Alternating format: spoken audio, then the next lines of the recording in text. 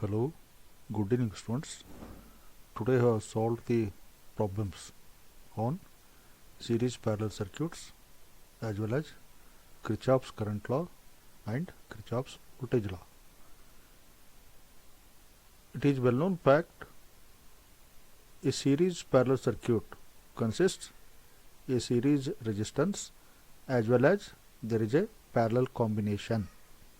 The name itself implies it is a electric circuit which comprises a series circuit as well as parallel circuit. In such case, as usual, step number 1, we have to go for equivalent value resistance calculation for parallel branch, step number 1. After that, step number 2, we have to find total resistance of the circuit by considering parallel circuit equivalent resistance and series resistance, step number 2. Step number 3, once we have reduced a single resistance, that is total resistance of the circuit, then total voltage is applied, total resistance is there, total current. Finally, total current equal to total voltage divided by total resistance. This is general analysis. Either you go for solution of DC circuit problems, either we can go for AC circuit problems. You remember general skills. So one more VTU question problem. A current of 20 ampere flows through two emitters A and B in series. The potential difference across A is 0.2 volts and across B is 0.3 volts. Find how the same current will divide between A and B when they are in parallel. So you understand the problem. Ammeters are used to measure the current.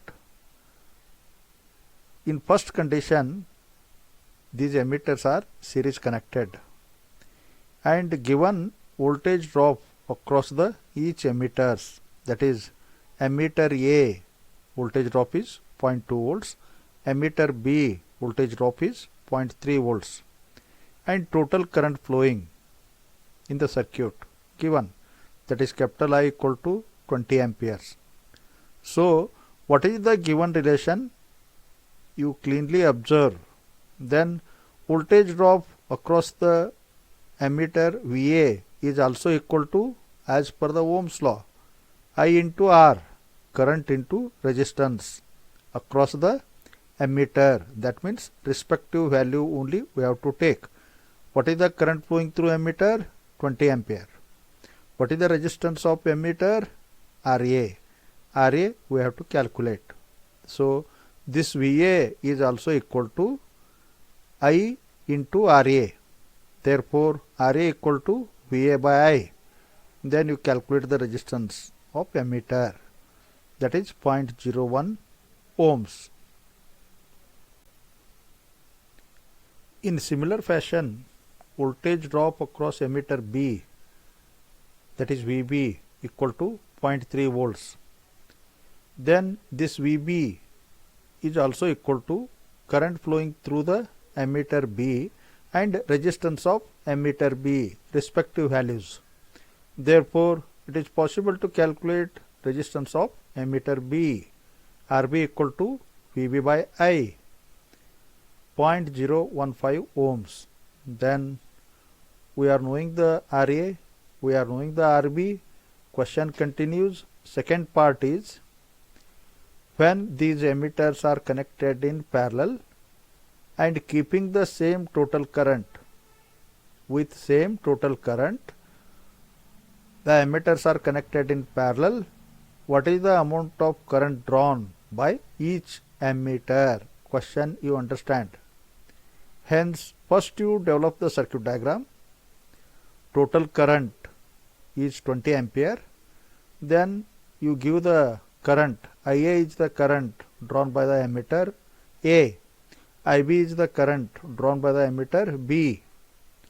So you are knowing the RA, resistance of emitter, and resistance of emitter B. So first step, go for equivalent resistance of parallel circuit, that is equal to RA into RB divided by RA plus RB. This value we are going to get around 0.006 ohms.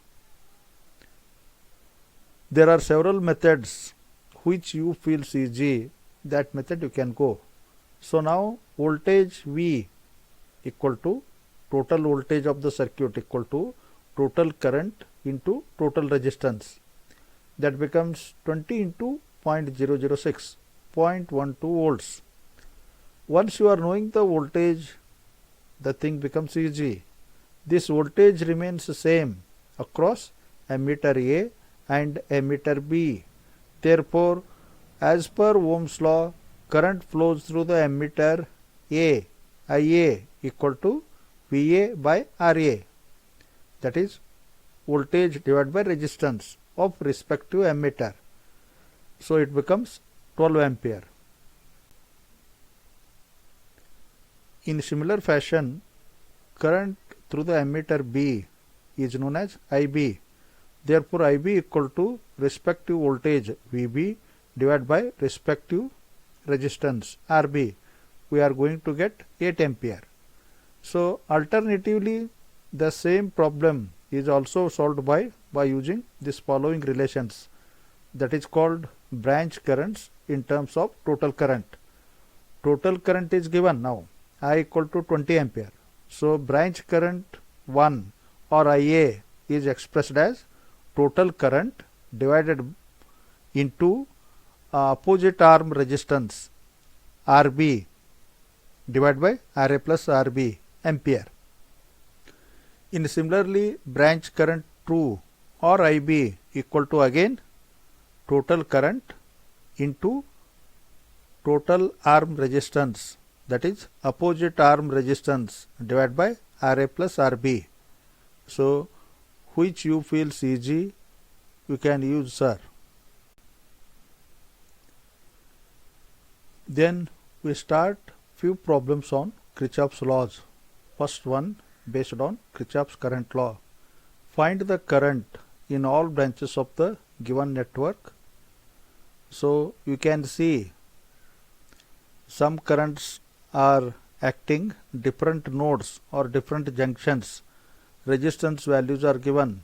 For example, E to F is 0.01 ohms, F to A 0.02 ohms, all are ohms.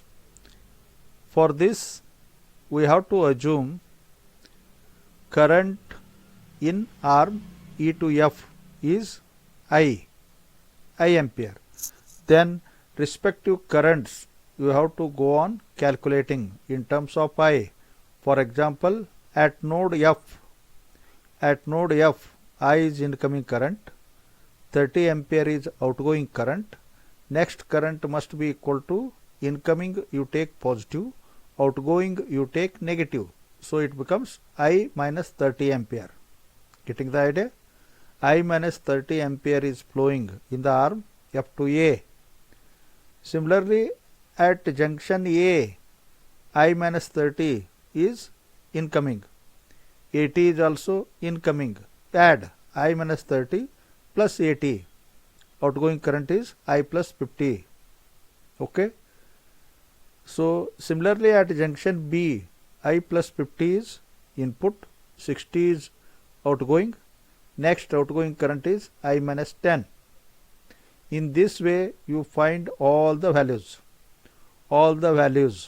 okay, in terms of I.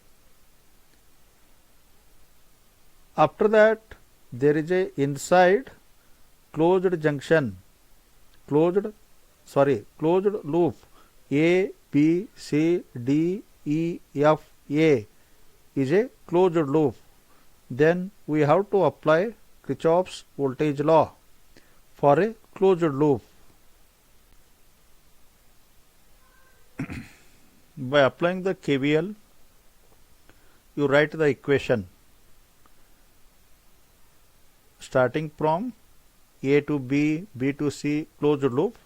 So in first loop, see there, I plus 50 is the current, resistance is 0.02, loop direction and current direction are same, both are same, hence there is a fall in potential.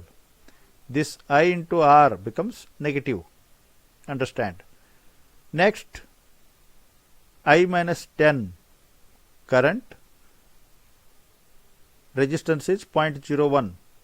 Again the loop direction B to C, current direction is also B to C, there is a fall in potential. In this manner you write the all products I into R, because EMF is not given here. So I into R, all currents are in same direction of loop, hence all we are going to get fall in potential, negative points. In next step you go on replacing common sign, negative you remove, positive it becomes positive. Okay.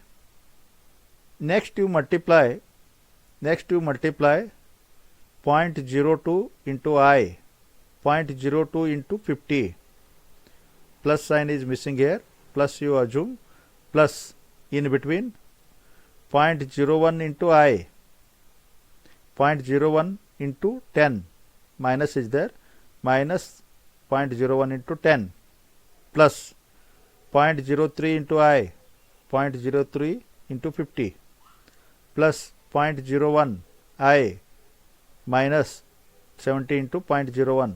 In this manner you write down the expressions. You can add I terms one side, constant terms one side. Finally you are going to get I as minus 11 ampere. Once I value comes, you go for calculation of various branch currents, sir. So number 1, for branch AB current is I plus 50. Substitute I value minus 11 plus 50. So it becomes 39 ampere.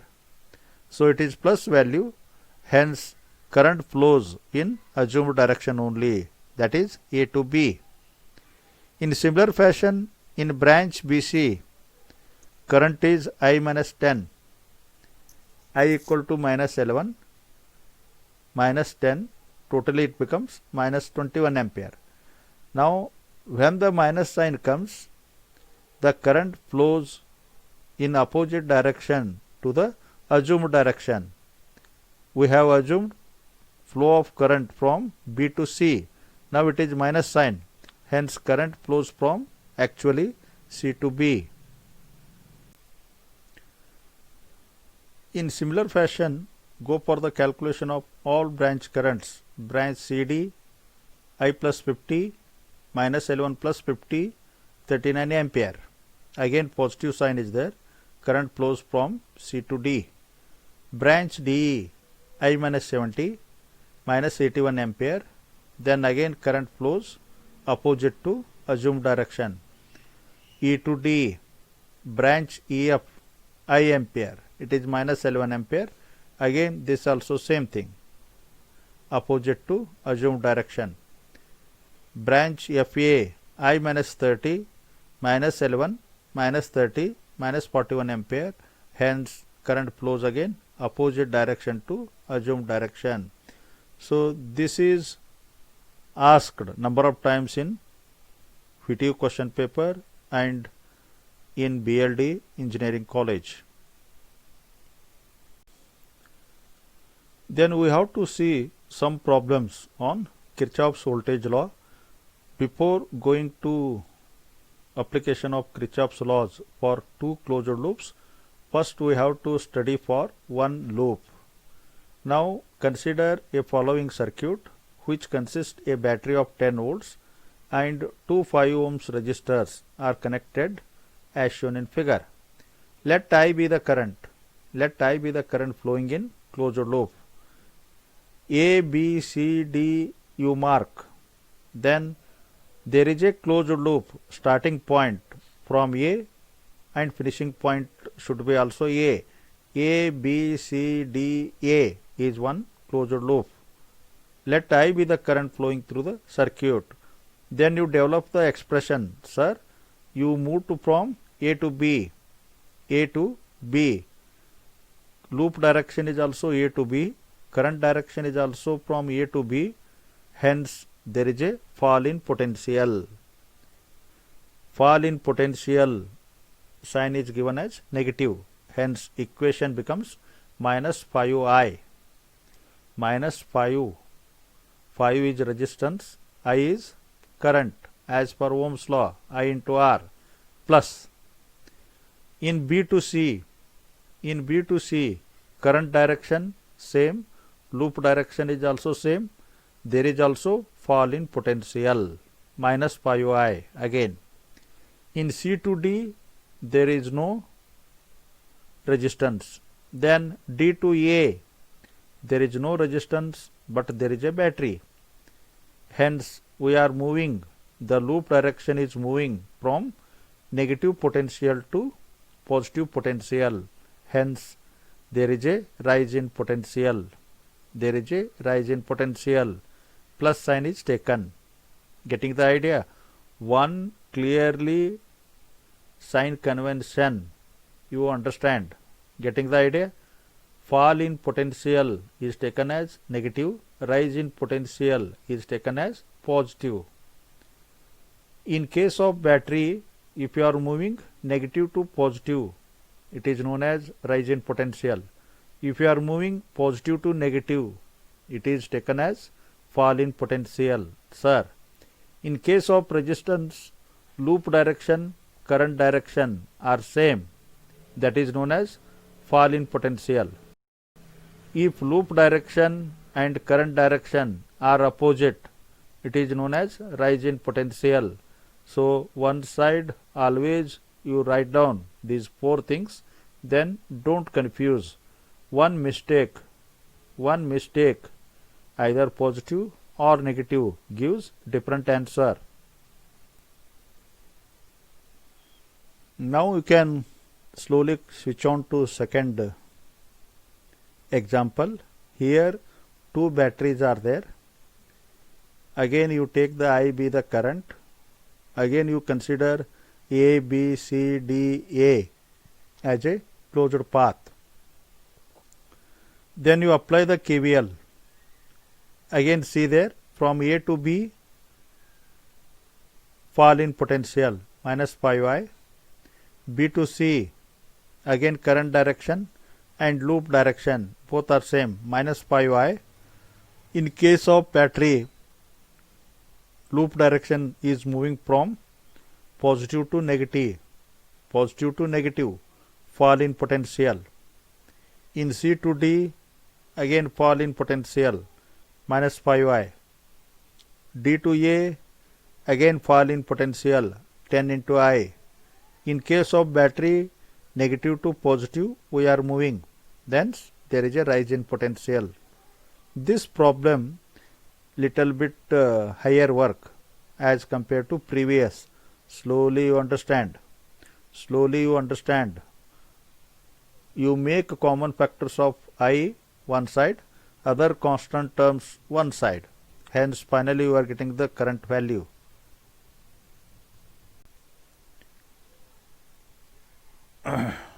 Next you take very simple two closed loop examples.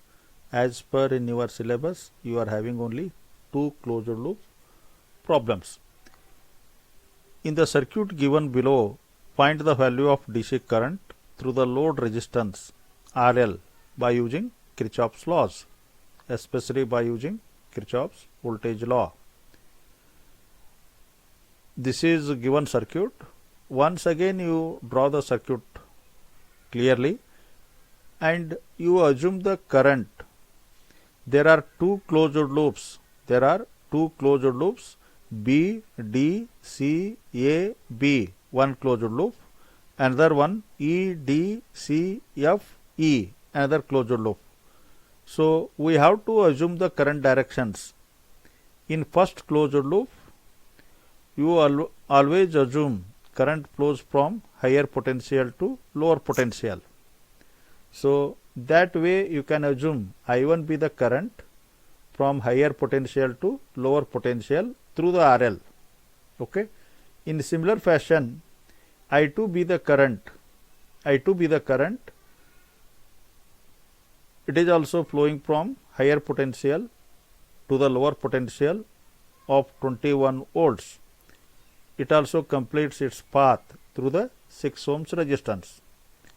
And one more important point we have to consider, I1 current also flows through load resistance 6 ohms. I2 also flows through 6 ohms resistance. While considering the 6 ohms resistance, we have to consider total current is I1 plus I2. While writing the equations, we have to consider current through the 6 ohms of I1 plus I2, sir. So applying the KVL for closed loop B, T, C, A, B. So current through the 6 ohms resistance is I1 plus I2. Resistance value is 6. Loop direction, current direction is the same. That means fall in potential. Hence negative sign is used. In 12 ohms resistance, only one current flows, I1. Again current direction, loop direction both are same. That is fall in potential. Coming to battery, loop direction is such that it rises the voltage, rise in voltage, hence plus point is taken, that it moves from negative to positive terminal. After writing the expression, you remove the negative sign common. Remove the negative sign common. Where plus sign is there, negative becomes plus 84 becomes negative 84. These other two terms are positive. After that, you multiply. 6 is common to I1 and 6 is common to I2. 6I1 plus 6I2 plus 12I1 minus 84 equal to 0. Then you can add the similar terms. It becomes 18I1 plus 6I2 minus 84 equal to 0. If you are able to write, then you are going to get 4 marks for one expression. Call the equation number 1.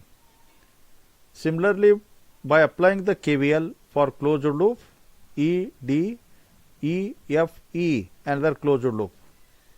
What is the current? I2 is the current flowing.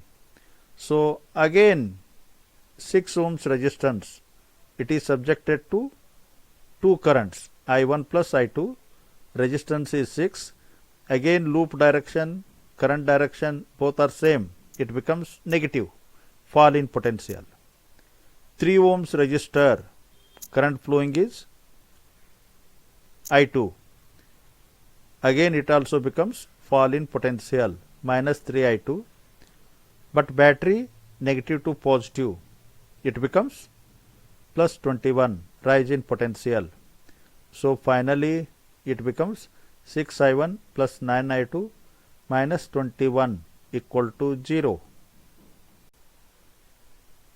So you have to consider equation 1. Equation 1 is 18I1 plus 6I2 minus 84 equal to 0. Equation 2 is multiplied by 3. We have to cancel 18I1 first term. Therefore, we multiply equation 2 by 3. It becomes 18I1 plus 27I2 minus 63 equal to 0. From 193, from equations 193. So you see there equation 3 is subtracted from equation 1. So it becomes minus 21I2 minus 21 equal to 0. Therefore I2 becomes minus 1 ampere. I2 becomes minus 1 ampere. From equation 2, you write down the equation 2, substitute the I2 equal to minus 1 ampere, then you are going to get I1 as 5 ampere. I2 is minus 1 ampere, I1 is 5 ampere. If question asked continues to calculate the current flows through load resistance. What is your answer? Current flows through 6 ohms resistance is I1 plus I2. 5 minus 1.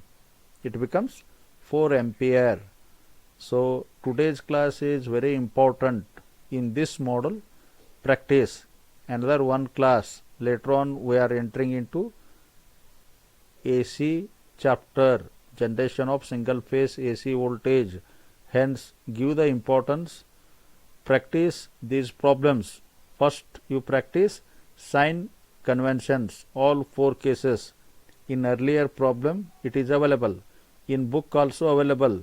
You have to remember where I have to take potential drop, where I have to take rise in potential. Then problem becomes correct. Okay. Thank you to one and all.